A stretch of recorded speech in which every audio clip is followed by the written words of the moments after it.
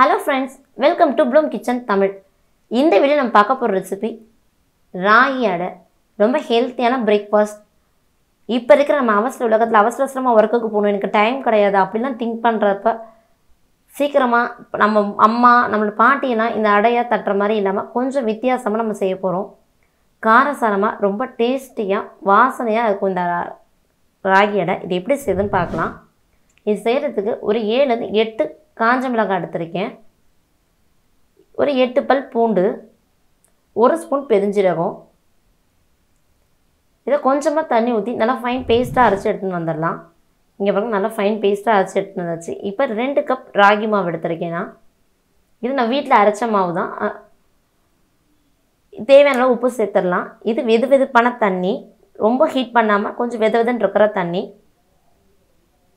கொஞ்சமாக கலந்துட்டு நம்ம அரைச்சி வச்சுருக்க இந்த மசாலா இருக்குது பார்த்தீங்களா, பூண்டு மிளகாய் பெருஞ்சீரகம், இதை சேர்த்துடலாம். இதை தண்ணி ஊற்றி அலம்பிக்கலாம். அதுக்கப்புறம் நம்ம தேவையான அளவு தண்ணி சேர்த்துக்கலாம். நல்லா கலந்து விட்டுடலாம், ஒரு சேர கலந்து விட்டுடலாம். கொஞ்சம் கொஞ்சமாக தண்ணி ஆட் பண்ணி நல்லா மிக்ஸ் பண்ணிடலாம்.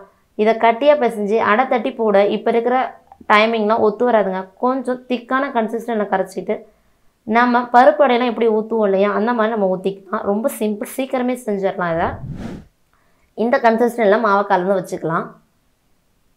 இப்போ பேனில் நல்லெண்ணெய் சேர்த்து பண்ணுறப்போ ரொம்ப நல்லாயிருக்கும். ராகிக்கு நல்லெண்ணெய் சேர்த்துருக்கேன். வெங்காயம், சின்ன வெங்காயம் நல்லா நிறைய, ஒரு 2 கப் கிட்ட நிறைய கட் பண்ணி வச்சுருக்கேன். வெங்காயத்தை நிறைய சின்ன வெங்காயம் சேர்த்துக்கலாம். ராகியோட செய்கிறப்ப ரொம்ப நல்லாயிருக்கும். வெங்காயத்தை நல்லா வதக்கிக்கலாம். இப்போ நல்லா 1 கப் ஃபுல்லாக முருங்கைக்கீரை சேர்த்து வதக்கிக்கிறேன். இங்கே நல்லா வதங்கிடுச்சு. முருங்கைக்கீரை சீக்கிரமாக வதங்கிடும். இப்போ இந்த மாவில் எல்லாத்தையும் சேர்த்துடலாம். வெங்காயம், முருங்கைக்கீரையை நல்லா மிக்ஸ் பண்ணிடலாம். இப்போது வெங்காயம், முருங்கைக்கீரை, மாவு எல்லாம் ஒரே கன்சிஸ்டன்சிக்கு மிக்ஸ் பண்ணிடலாம். இப்போ வெங்காயம் நிறைய நம்ம சேர்க்கறதுனால ஒரு திக்கான கன்சிஸ்டன்சிக்கு வந்துடும். இங்கே பாருங்கள். இப்போ பேனை ஹீட் பண்ணிவிட்டு நம்ம பருப்படையெல்லாம் ஊற்றுற மாதிரி இதை மாதிரி கரண்டியில் மொண்டே ஊற்றிக்கலாம். தட்டினாவும் சமமாகவும் வரும், ஈஸியாக இருக்கும், ரொம்ப சாஃப்டாகவும் இருக்கும். இது நம்ம தட்டி போடுறப்ப கொஞ்சம் டைம் ஆகும், லேட் ஆகும். நல்லெண்ணெய் ஊற்றி தான் நான் சொல்கிறேன். ரொம்ப நல்லாயிருக்கும். நான் ராகி அரையோட நல்லெண்ணெய் சேர்த்து சாப்பிட்றதுக்கு. இந்த மாதிரி நடுவில் 2-3 தடவை கொத்தி விட்டுட்டு எண்ணெய் ஊற்றுறப்ப சீக்கிரம் வெந்துடும். ஏன்னா கொஞ்சம் டைம் எடுத்துக்கும் ராகி வேகிறதுக்கு. மூடி வச்சிடலாம். இங்கே பாருங்கள், கலர் சேஞ்ச் ஆகிடுச்சு, நல்லா தெரியுது. இப்போ திருப்பி போட்டுடலாம். நம்ம கொஞ்சம் மீடியம் ஃப்ளேமில் வச்சு சுட்டுக்கலாம். அப்போ தான் நிதானமாக வேகும். இல்லைன்னா மேலெல்லாம் கலர் வந்துடும், உள்ளே வேகாமல் இருக்கும்.